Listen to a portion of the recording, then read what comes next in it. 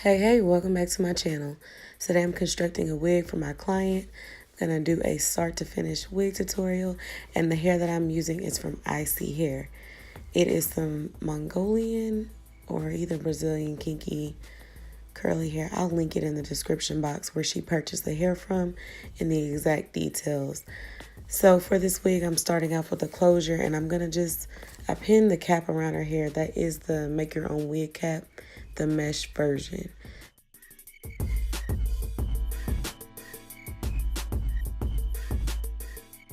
So when I start out making my wigs, I pin down the closure first, and I pull the hairline of the closure slightly in front of the line of the cap.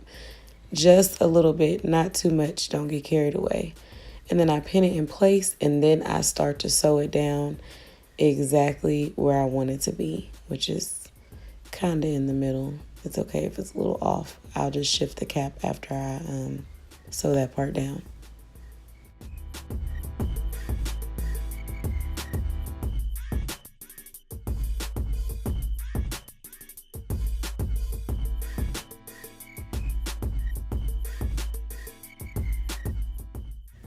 So this is where I need you to really pay attention if you're trying to learn how to make your own wig.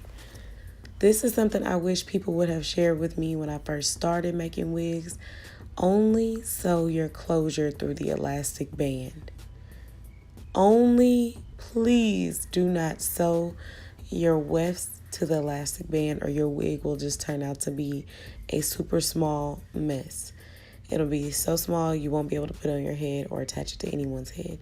So right here, I am sewing through the elastic band only on my closure. When I get to my wefts, I will not sew the wefts through the elastic band. I will only just sew on top of that. There's like a separate layer, only sew on that whenever you're doing your wefts. So just rewind this, make sure you got it, please. That way you can save yourself a lot of headache.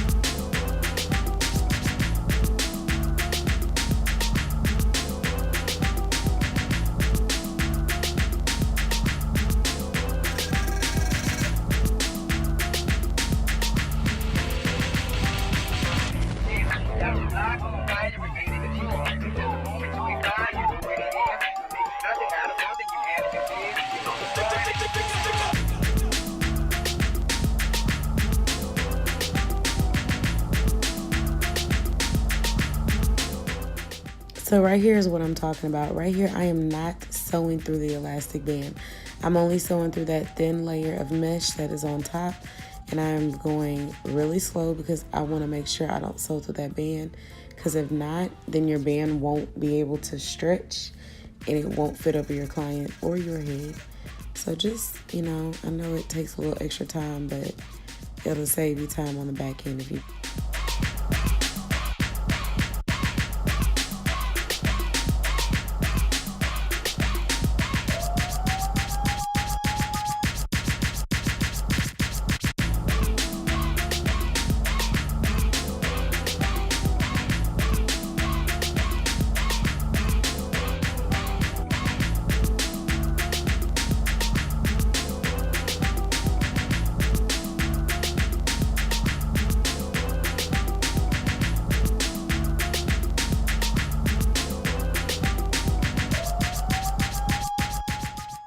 So another tip is the very bottom track, I always double it up so that way it doesn't look very thin in the end when you're trying to cut it and shape it and style it. So I just double up the bottom one. But from here on out, I'm going to do single tracks because my client does not like big hair. So if this was my own wig, I'd be doubling up tracks, stacking on top of stacks. I love big hair, but this is not for me. So she wants very easy to maintain tamed hair. So I'm just going to flip over the tracks, but it is one single track from here on out.